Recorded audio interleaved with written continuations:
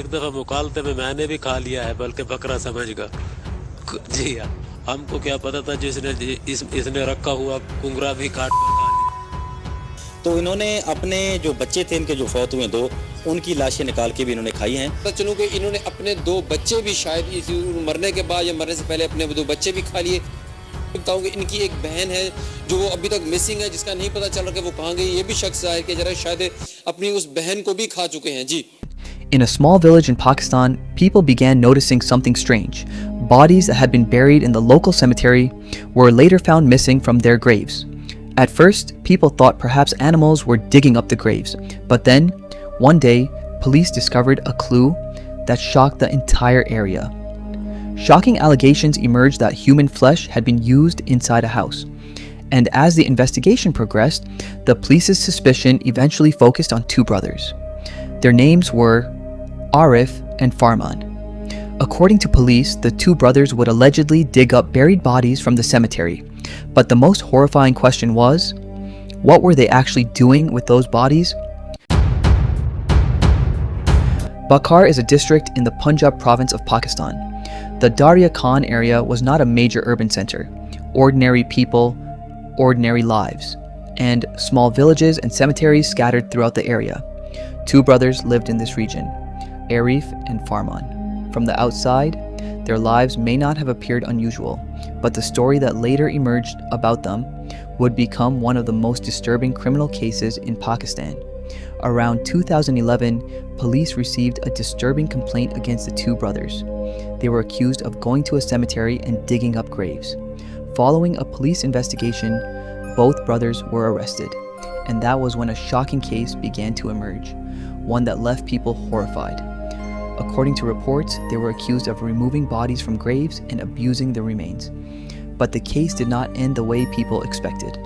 Both brothers were convicted and sentenced. After spending some time in prison, they were eventually released. And this is where the story becomes even more mysterious. After their release from prison, it seemed as though everything was finally over. But a few years later, in 2014, police received another shocking complaint. This time, it wasn't simply about digging up graves. Reports emerged that police had recovered the human head of a child from the brothers' house. The discovery became a major turning point in the investigation. Police arrested the two brothers once again, and when questioning began, the case took another disturbing turn. During the investigation, police tried to determine how the human remains had ended up inside the house. According to police, the two brothers would allegedly dig up bodies from the cemetery. Reports also claimed that they told police they would take parts of the bodies back home. And the most disturbing allegation was that they consumed human flesh. This is why the media began referring to them as the Cannibal brothers. But there is an important point to understand here. Many details surrounding this case are based on police statements and media reports. Therefore, not every sensational detail should be treated as an independently proven fact. The most disturbing part of the case wasn't simply the allegation that graves were being dug up. The bigger question was, had this happened only once or twice, or had it been going on for a long time? Media reports cited police claims involving a large number of graves. However, different reports give different figures. Investigators were trying to understand why the two brothers were targeting the cemetery and what their actual motive was. Imagine, there is a cemetery near your home. You pass by it every day. You believe that the people buried there are at least at peace after death. But what if you discovered that someone was digging up graves in the darkness of night and removing the bodies buried there? That is the kind of fear this case reportedly created among people in Bakar, because the cemetery, a place that people consider the final resting place of the dead, had become the center of a disturbing investigation. After the two brothers were arrested, police investigated their house and the surrounding area. For investigators, one of the most important pieces of evidence was the human remains that had reportedly been recovered from the house. Police questioned the brothers. The case quickly attracted media attention, and before long, the story spread beyond Pakistan. International media outlets also reported on the case. The two brothers became widely known as the Cannibal brothers. In true crime cases, one of the most important questions is, why? Someone committed a crime, but why? The same question arose in this case. Was it about money? No. Was it personal revenge? No. Were specific victims being targeted?